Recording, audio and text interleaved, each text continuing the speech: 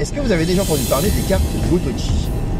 Eh bien, aujourd'hui, je me rends en région parisienne à la rencontre d'une passionnée qui non seulement possède une collection complète, mais qui sort également un livre pour nous faire découvrir le Japon, sa culture, ses traditions, ses spécialités. Et tout ça à travers ces fameuses cartes Gotochi. Une idée qui est vraiment originale et c'est pourquoi je vous emmène avec moi à la rencontre de Cécilia, auteure du blog Passeport Japon. Le lien est évidemment en description, afin d'en savoir plus sur le projet Gotochi. C'est parti!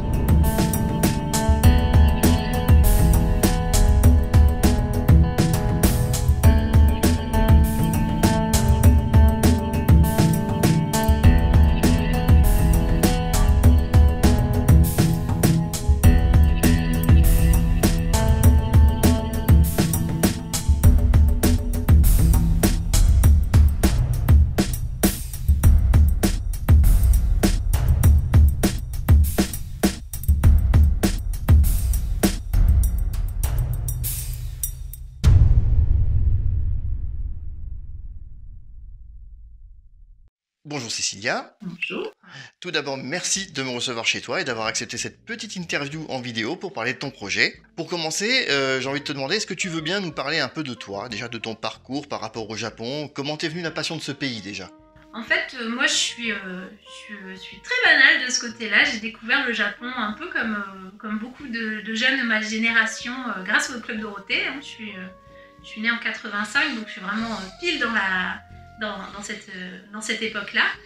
Et il se trouve qu'à l'époque, par contre, quand je regardais le Club Dorothée, je faisais absolument pas le lien entre les animés que j'adorais et le Japon. En fait, la connexion s'est fait beaucoup plus tard, plutôt à l'adolescence. Et mon premier vrai coup de cœur pour le Japon, vraiment là, je me suis dit ce pays, je rêve d'y aller. Ça a été grâce à un livre que ma maman m'a offert. Je ne me souviens plus du tout quand, mais je vous le montre. Hein, tu l'as là? Je l'ai ici. Ah, super. Je l'ai conservé, il est très vieux, hein, mais je l'ai toujours. Et dans ce livre, notamment, j'ai découvert des endroits qui m'ont tout de suite fascinée. Alors, il y a notamment ah bah oui, le mythique pavillon d'or à Kyoto, obligé, oui. Qui a été d'ailleurs une de mes premières escales au Japon quand j'ai pu y aller pour de vrai. Alors du coup, j'imagine que pour donner naissance à ton projet, dont on va parler dans un instant, tu as dû quand même pas mal voyager sur place, ça se voit déjà sur ton blog. Tu es resté combien de temps au Japon jusqu'ici? Alors le Japon, je n'y ai pas vécu, mais j'y ai voyagé à 4 reprises à partir de 2016, parce qu'il y avait les études, il y avait le travail. Et puis pour mes 30 ans, j'ai décidé de m'offrir ce fameux voyage, de surmonter ma peur de l'avion pour vraiment je comprends ça. Vivre cette expérience. Et du coup, donc avril 2016, premier voyage de 2 semaines. J'y suis retournée ensuite au mois de décembre de la même année. Et c'est d'ailleurs à cette occasion que j'ai rencontré Olivier du blog Japan Kudasai, donc au début d'une grande amitié entre nous. J'y suis retournée ensuite l'année suivante où là j'ai passé 3 semaines. Et juste avant le Covid, donc fin 2019, c'était mon 4e voyage au Japon. Tout juste. Donc voilà, juste à temps. Merci. Oui. Ça m'a permis de bien mieux gérer la frustration tu m'étonnes. Pendant la fermeture des frontières. Mais du coup, en temps cumulé, je dirais que j'ai passé à peu près 2 mois et demi à 3 mois au Japon dans ma vie. Et prochain voyage, donc si tout va bien, ce sera au mois de mai. Bon bah c'est bien sûr ce qui a motivé ton projet, mais avant tout ton blog, hein, Passeport Japon. Est-ce que tu peux nous en parler un peu rapidement? Je vois on le voit un petit peu derrière toi là. Oui, tout à fait. Alors Passeport Japon, en fait, c'est mon gros projet que j'ai développé à partir de 2015, sachant que j'avais eu avant d'autres petits blogs Japon qui aujourd'hui n'existent plus. Et Passeport Japon, c'est un blog que j'ai très vite orienté vers le voyage. Dès que j'ai commencé à voyager au Japon, j'avais envie de retranscrire ce que je ressentais, de partager mes émotions. Donc en fait, c'est un peu mon carnet de voyage finalement, Passeport Japon, oui, que j'avais fait sous la forme de blog. Et aujourd'hui, c'est plus seulement un blog, c'est vraiment un site web dédié au Japon, avec beaucoup d'informations et orienté également vers le tourisme. Et Passeport Japon a aussi été un peu mon laboratoire qui m'a permis de développer plein de compétences professionnelles. Donc c'est vraiment un projet avec lequel j'ai grandi, ces dernières années et qui m'a énormément apporté. Donc je suis très très heureuse de pouvoir vous le présenter aujourd'hui. Alors, Gotochi. Gotochi, c'est le nom donc, de ton nouveau projet, on va dire, donc, de ton livre. Je devrais même plutôt dire de tes livres, parce qu'il y en aura 4 en tout. Donc, le premier sort ce 23 mars chez Omake Books. Mais Gotochi, avant tout, ce sont des cartes postales, si j'ai bien compris. Alors, est-ce que tu peux nous expliquer ce que sont ces cartes exactement, pourquoi elles ont été créées et qu'est-ce qu'elles représentent? Alors déjà, le mot Gotochi, en fait, effectivement, ça désigne tout ce qui est régional. En fait, c'est un mot qui renvoie à l'idée de terroir. Et les cartes Gotochi, c'est une série de cartes postales qui a été développée par la poste japonaise. Ça remonte à une dizaine d'années et ce sont des cartes qui mettent en valeur les savoir-faire locaux, les lieux emblématiques de chaque département du Japon. Au Japon, il y a 47 préfectures ou départements. Oui. Et chaque année, en fait, la poste japonaise éditait une carte Gotochi qui représentait quelque chose de vraiment typique de cette zone, en fait. Ça me fait penser un petit peu aux tampons, tu sais, qu'on peut collectionner au fur et à mesure quand on visite des temples, des gares, tout ça. Est-ce qu'il y a un rapport avec ce genre de choses ou alors pas du tout? Alors, c'est pas forcément connecté à ça, hein. C'est juste que les Japonais adorent collectionner, adorent toujours garder une trace aussi de leur passage à droite à gauche, et des tampons touristiques, c'est pareil, hein, j'en ai des montagnes. Je me doute bien. Je te montrerai. Bien sûr, avec plaisir. On va regarder tout ça. Et puis j'ai pareil, tu parlais des temples, mais j'ai un Goshu Incho, donc ce petit livre dans lequel tu peux récupérer une calligraphie dans chaque temple. Ah oui, il y a ça aussi. Temple ou sanctuaire que tu visites. Bah, moi j'en ai un complet. Et des cartes Gotochi, pour revenir donc au sujet, il en existe combien en tout? Alors, comme il y a 47 préfectures et que ça a duré pendant une dizaine d'années, il y en a en tout 470, rien que pour les cartes standards. Ah oui, quand même. Ensuite, tu as une carte spéciale du Mont Fuji qui a été éditée pour le territoire qui se trouve à cheval sur les préfectures de Shizuoka et Yamanashi, donc c'était là qu'on pouvait se la procurer. Sur la région des 5 lacs, c'est ça? Ouais, voilà, exactement, et puis un peu Shizuoka, donc tu avais cette carte-là. On va dire qu'il y en a 470, 471 si on compte celle du Mont Fuji qui est un petit peu à part. D'accord, et toi, donc, ces 471 cartes, tu les possèdes toutes? Oui, je les possède. La collection complète. Est-ce que tu veux bien donc nous montrer un petit peu cette collection? Mais avec plaisir. Eh ben allons-y, on va voir. Donc quasiment toutes tes Gotochi cartes en fait. Alors, elles sont pas toutes sorties, mais là, il y en a quand même un bon paquet, effectivement, exactement. Donc, ces fameuses cartes qui représentent des spécialités de chaque département du Japon. Elles sont magnifiques. Elles sont très colorées, elles sont vraiment belles. Et en plus, ce qui est très sympa, c'est vraiment qu'elles sont découpées à chaque fois avec la forme de ce qu'elles représentent. Donc, du coup, ça fait des beaux objets, en fait, à conserver. Elles sont très belles. Enfin, vraiment, pour moi, ça a été un petit coup de cœur quand je les ai découverts. Je veux bien le croire. Et du coup, c'est devenu un peu un de mes objectifs de voyage, en fait. Il faut savoir que je les utilise aussi pour créer mes itinéraires quand je vais au Japon, parce qu'elles concentrent vraiment beaucoup de spécialités, de choses que je veux pas rater quand je voyage. Donc j'essaie toujours de placer des spots à Gotochi Card sur mon itinéraire. Oui, je comprends. Donc ça me permet aussi de ne pas oublier de goûter telle ou telle spécialité quand je passe dans une ville. Ça me permet aussi d'apprendre, ça m'a permis d'apprendre la géographie japonaise sur le bout des doigts, j'ai envie de dire, parce que du coup j'ai appris les noms des départements et leur emplacement grâce à ces cartes. Ah bah oui, forcément, ça aide. Et quand on les met en fait tout ensemble, on a quand même un beau portrait de chaque préfecture. Enfin, ça représente bien leur identité, tout ce qu'elles ont à offrir, quoi. Donc c'est à la fois des lieux, c'est à la fois des spécialités culinaires, de l'artisanat. Des matsuri aussi, des événements, comme ici, exactement, ce festival des lanternes. Tu as parfois des monuments historiques. C'est magnifique. Ah oui, c'est les gorges. Les gorges de Takachio, ouais. On découvrira bientôt, dans quelques mois en vidéo si tout se passe bien. Je n'en dis pas plus. Voilà, donc un petit peu de tout ce que j'ai collecté. Et là, donc, voilà, c'est énorme. On peut pas tout On voir. est, Hein, on est enseveli sous les cartes. on enseveli clairement. C'est trop beau.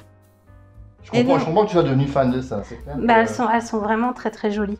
Et ce qui est assez sympa et ce que j'aimais beaucoup faire quand je voyageais au Japon lors des 3 derniers voyages, c'était de m'amuser justement à photographier ce que représentent les cartes avec leur modèle en réalité. Ce que j'ai beaucoup fait sur Instagram en utilisant un hashtag qui s'appelle hashtag Gotochi Card Challenge, qui a été un petit peu, qui a été un petit peu repris par quelques Japonais justement qui se sont amusés à faire la même chose, et du coup c'est assez drôle quand on y va maintenant parce qu'il y a un Japonais qui s'est vraiment approprié le hashtag et qui a fait du coup t'as fait tache d'huile quoi. Bah oui, c'était très marrant de voir un petit peu toutes ces pérégrinations à travers le Japon, à des endroits où moi de toute manière j'aurais pas forcément pu aller, surtout avec le Covid. Donc ça me fait plaisir quand je vais sur ce hashtag et que je découvre un peu tout ce qu'il a photographié. Donc, alors, ce sont donc toutes ces cartes qui t'ont donné envie de créer ce projet. Comment t'en est venue l'idée, en fait? Alors, les cartes de Gotochi, moi, il y a quelques... en 2021, je savais que ça allait se terminer. Et c'est vrai que j'étais un peu frustrée, personnellement, parce que ces cartes, finalement, 10 cartes par préfecture, c'est très peu. Ça fait vraiment qu'effleurer l'identité de chaque préfecture. D'accord. Et c'est vrai que moi, c'était une frustration qui restait. Et l'idée m'est venue un peu comme une révélation pendant mes vacances en Bretagne. Ça n'a rien à voir. Ah, effectivement, rien à voir. J'ai été en vacances. J'ai eu une petite révélation comme ça. Et après, je me souviens, sur le trajet retour, j'étais en mode, j'ai trop hâte de rentrer pour me mettre au travail parce que j'avais déjà... l'idée qui avait surgi. Je me dis, mais bien sûr, c'est ça que je dois faire. Alors, je te propose à présent qu'on découvre, que tu nous fasses un peu découvrir vraiment le projet Gotochi. C'est un concept un petit peu qui mêle l'atlas illustré et le guide de voyage, qui se base sur des cartographies illustrées de chaque département et des illustrations, des spécialités à la manière des cartes postales Gotochi qui sont un peu la source d'inspiration du projet. Voilà. Et c'est un livre donc, qui fait 180 pages à peu près. Et c'est le premier volume. Donc, d'accord, puisqu'il y en aura 4 en tout. Hein. Tout à fait. Ok. Alors donc si j'ai bien compris, pour chaque préfecture, tu nous donnes en fait tout ce qui est digne d'intérêt à découvrir, c'est-à-dire donc des lieux historiques aux spécialités culinaires par exemple. Oui, en résumé, c'est ça. Effectivement, chaque chapitre va reprendre à la manière des cartes Gotochi, certaines spécialités, certains lieux emblématiques, certains artisanats locaux qui m'ont semblé remarquables. Évidemment, il ne s'agit pas d'une liste exhaustive à chaque fois. Hein, chaque département est beaucoup plus riche que ce que vous trouverez dans Gotochi, mais c'est quand même une belle sélection de produits et de lieux qui vont vraiment vous donner une idée de l'identité de chaque territoire. C'est un peu une carte d'identité de chaque territoire, de chaque département japonais. Ouais, effectivement, c'est une belle définition. Mais c'est vraiment un travail énorme en fait ce que tu as fait là. Enfin moi je trouve. Hein. Bon, 180 pages et c'est que le premier tome. Ça t'a demandé combien de temps déjà rien que pour ce premier tome? Et bien ce tome-là, donc il a fallu que je fasse beaucoup d'expérimentation graphique pour trouver la bonne manière d'organiser les chapitres. Tu peux nous montrer un petit peu à l'intérieur du livre? Oui, bien sûr. Donc en fait, l'organisation, c'est ça. Hein. C'est d'abord une carte touristique du département dans son intégralité. Ensuite, zone par zone. Donc chaque zone est un petit peu... chaque département est découpé en sous-zones. Et dans chaque sous-zone, je vous ai non seulement trouvé des lieux à visiter, mais aussi des spécialités à goûter, des artisanats à s'offrir, donc en fait des événements aussi, de temps en temps à ne pas manquer. Vous allez trouver un matsuri ou un événement, une expo, vraiment très important sur le territoire. Je pouvais évidemment pas tout mettre, donc c'est vraiment une petite sélection, mais vraiment de ce qui m'a semblé être le plus incontournable à savoir. C'est l'essentiel, quoi. C'est son voyage, exactement. Si j'ai bien suivi aussi, toutes les illustrations de l'ouvrage, c'est de toi, en fait. Oui, tout à fait. Donc, tu as tout dessiné. Tout à fait. Donc, en fait, pour répondre à la question précédente sur la durée que ça m'a pris, l'idée, je l'ai eue en août 2021. J'ai trouvé mon éditeur en avril 2022. Entre les deux, j'ai cartographié tout le Japon pendant l'hiver. Oh, j'imagine le boulot. Ça a été épique. Merci le confinement. Voilà. Donc 47 préfectures que j'ai dessinées pendant cette période-là. Et donc du coup, j'y ai travaillé d'avril 2022 à janvier 2023. Je l'ai fini, en fait, il est parti en impression aux alentours du 15 janvier. J'ai pas eu beaucoup de contraintes créatives au final avec mon éditeur. Donc je me suis vraiment éclatée sur la réalisation de ce livre et c'est un livre qui me ressemble vraiment, quoi. C'est pas un livre de commande, c'est vraiment moi j'ai proposé un concept, mon éditeur l'a accepté et mon éditeur m'a donné carte blanche pour ensuite le rendre réel. Voilà. On peut rappeler hein, la maison d'édition, donc c'est Omake Books, hein, donc, et ça me surprend pas trop de leur part parce que je vois un petit peu ce qu'ils publient et c'est vrai que je comprends que tu aies eu cette liberté par rapport à ton ouvrage. C'était vraiment génial. Et en fait, je sentais que mon éditeur était intéressé par le projet. C'était aussi, je pense, pour l'équipe, un projet un petit peu passion aussi, parce que c'est des grands amoureux du Japon. Ah, tout à fait. Et ça se ressent vraiment dans tous les échanges que j'ai eus avec eux. Et même quand on a fait les relectures, ils ont toujours été très bienveillants et ils ont apporté des choses aussi. Hein. Je pense à Florent qui est le ce que j'allais dire, voilà, Florent Gorge, donc qui a vécu au Japon et qui est un vrai passionné. Et qui est un vrai passionné du Japon et qui du coup s'est aussi investi dans le projet en apportant un petit peu son regard dessus. Voilà. Et qui a aussi une chaîne YouTube que je mettrai également en description pour ceux que ça intéresse, notamment pour ceux qui aiment les jeux vidéo, notamment pour tout ce qui est la playhistoire comme il l'appelle. Moi j'adore ce qu'il fait. Et du coup, est-ce que tu peux nous montrer un peu comment tu as travaillé justement, comment tu as conçu cet ouvrage? Bien sûr. Donc j'utilise principalement deux logiciels pour travailler sur Wototi. Le premier c'est Illustrator, qui me sert à créer mes illustrations, mes dessins sur la base parfois de photographies ou parfois non. Quand, par exemple, mon petit avatar, ça c'est vraiment une création 100% inédite. Oui, bien sûr. Et puis, pour les fonds de cartes, il y a des...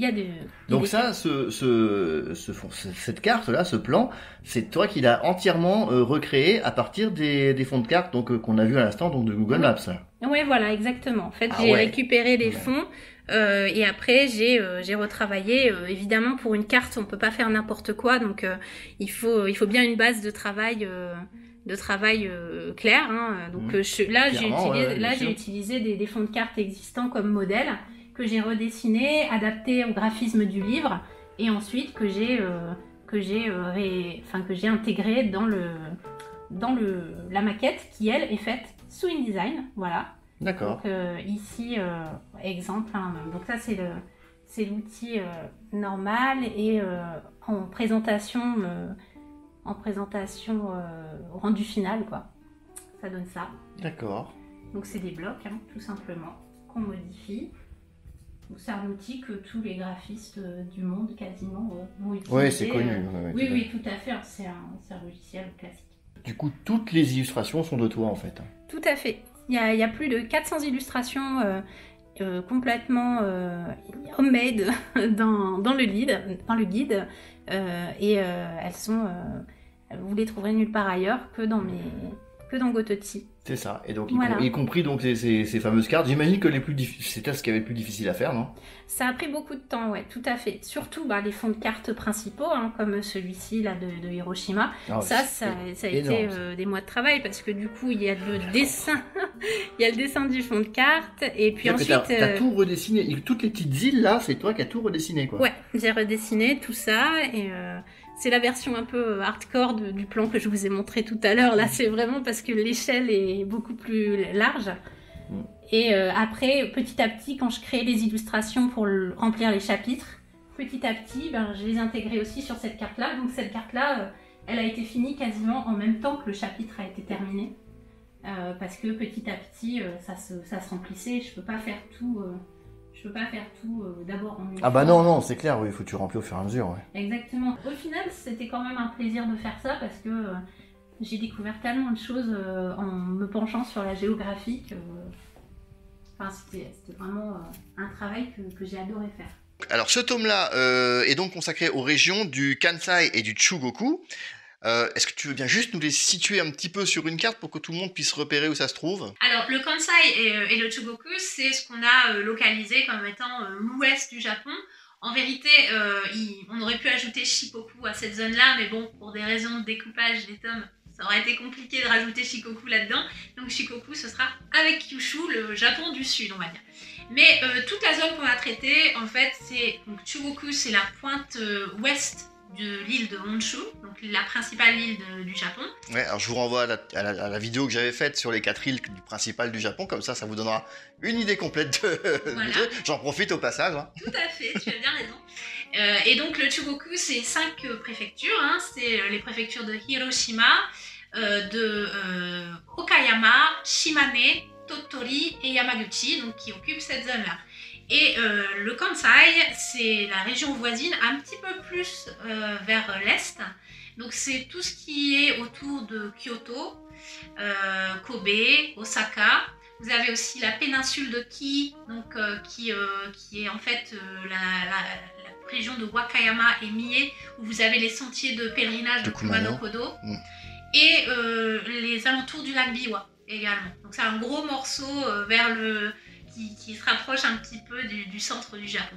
Et donc tu expliques aussi dans Gotochi comment s'y rendre dans ces préfectures avec les lignes de train, enfin tout y est quoi. C'est un guide qui sort vraiment de l'ordinaire et de ce que je vois et de ce que j'ai pu voir déjà, très coloré, très agréable. Bien plus qu'un guide du routard par exemple, hein, sans vouloir critiquer.